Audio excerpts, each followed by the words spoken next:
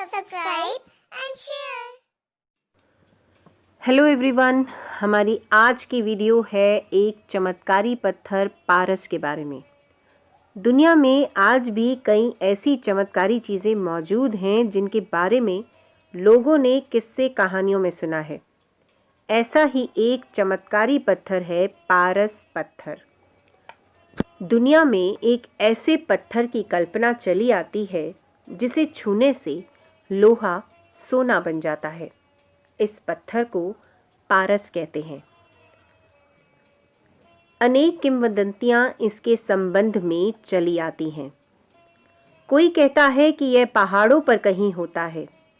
पहाड़ी चरवाहे बकरियों के खुरे में लोहे के नाल ठोक देते हैं। वे कभी पारस के ऊपर होकर निकल जाती हैं तो लोहे के नाल सोने के हो जाते हैं। कोई कहता है कि स्वरिया का दूध यदि ईंटों पर पड़ जाए तो वह सोने की हो जाती हैं। कथाकारों ने भी इस संबंध में कई कहानियां गढ़ी हैं। राजा चंदेल के यहाँ पारस था, ऐसा कहा जाता है। इन सब बातों में कितना सत्य है यह जानना कठिन है, पर इतना निर्विवाद रूप से कहा जा सकता है कि इस युग के विज्ञान खोजियों को अभी तक इस प्रकार की किसी वस्तु का संसार भर में पता नहीं लगा है जिसे छूने से लोहा सोना हो जाता हो। बहुत से लोग पारस पत्थर या इस प्रकार की किसी वस्तु की तलाश में रहते हैं जिसके द्वारा वे आसानी से पर्याप्त सुख सामग्री पा सकें। असल में ऐसा पत्थर परमात्मा ने सबको दे रखा है। इसका उपयोग करना न करना अपनी कुशलता पर निर्भर है। दृढ़ विचार, आत्मसंयम, कर्मनिष्ठा और जिज्ञासा ऐसे गुण हैं जिनके मिलने पर पारस पत्थर बन जाता है।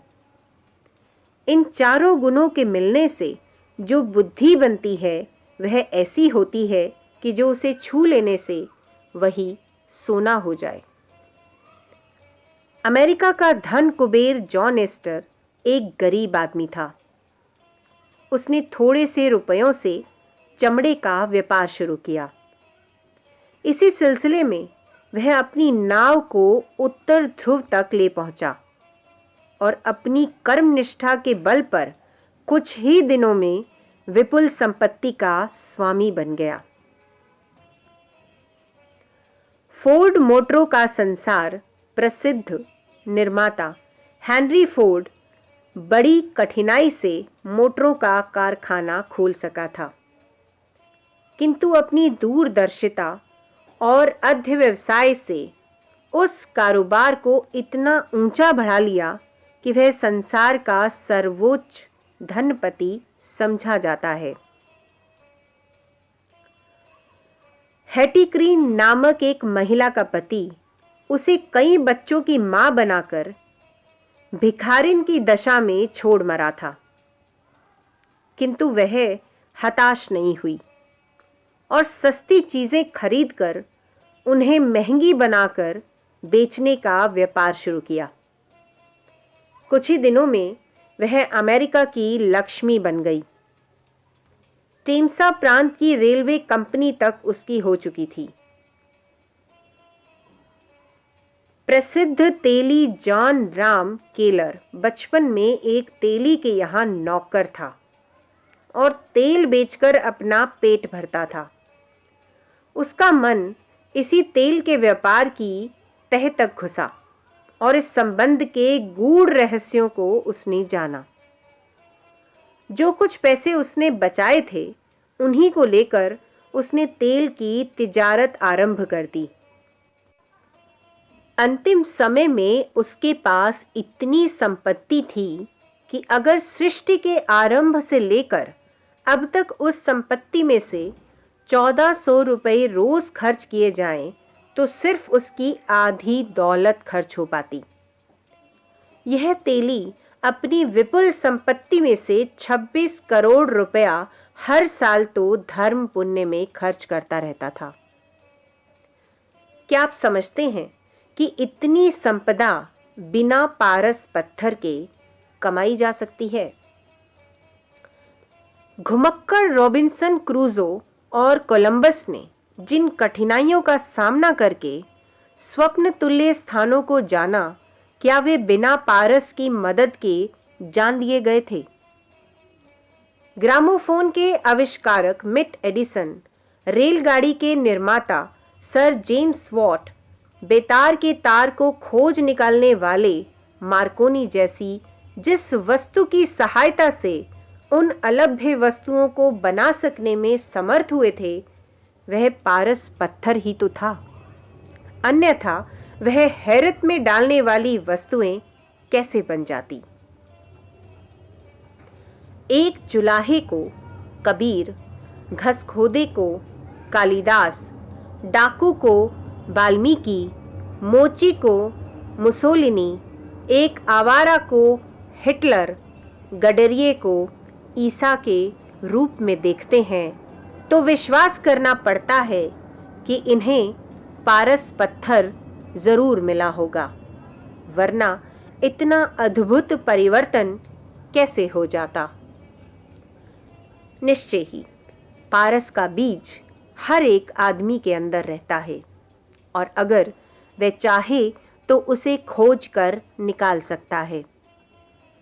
हम लोग बहुत होशियार और चालाक बनते हैं, अपने को सुखी और कमाऊ पूत समझते हैं, परंतु ये होशियारी उस बंदर जैसी है जो चने के दाने देखकर हाथ में रखी हुई रुपयों की थैली को एक और पटक देता है और चने खाने के लिए दौड़ पड़ता है।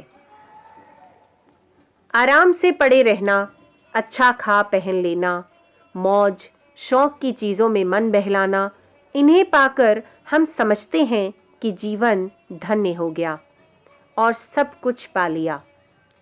आगे के लिए कोई इच्छा और आकांक्षा ही नहीं होती।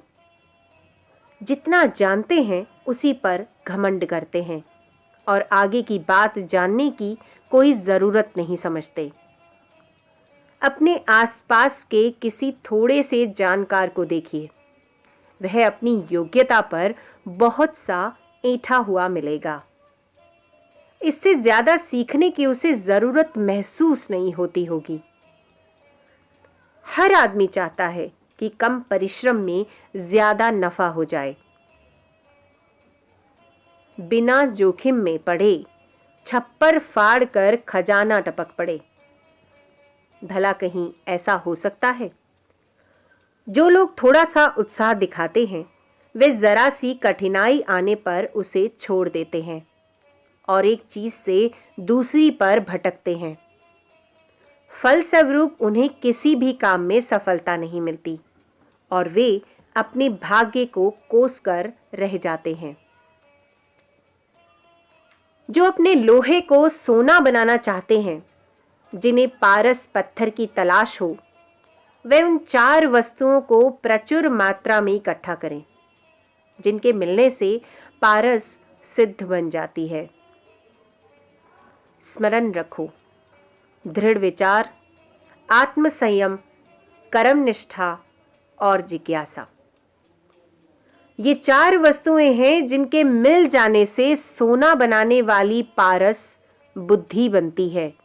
वह जिधर भी झुक पड़ती है उधर ही सोने के पहाड़ खड़े कर देती है। जितना जानते हो उससे अधिक जानने को हर घड़ी कोशिश करते रहो। इंद्रियों के गुलाम मत बनो और ना ही आलस्य को अपने पास फटकने दो। काम को देखकर घबराओ मत, उसे पूरा करने के लिए मशीन की तरह जुट जाओ।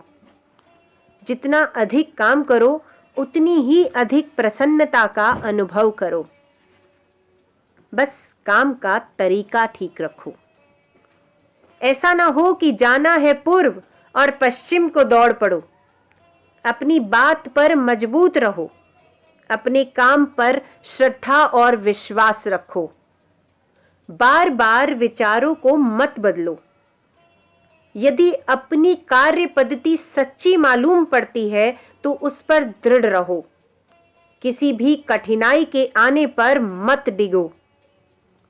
यह गुण तुम्हारे अंदर जैसे जैसे बढ़ते जाएंगे, वैसे ही वैसे भाग्य निर्माण होता जाएगा। वाम को सहायता, उपयुक्त साधन, पथ प्रदर्शन और कठिनाइयों का हल अपने आप प्राप्त होता जाएगा। भीतर के यह गुण बाहर की सुविधाएं तुम्हारे सामने इकट्ठी करते चलेंगे।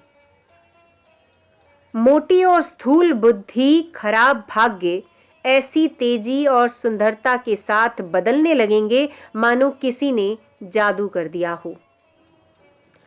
कुछ ही दिनों में अनुभव करोगे कि तुम खुद एक पारस पत्थर हो। जिसे छूते हो उसे ही सोना बना देते हो।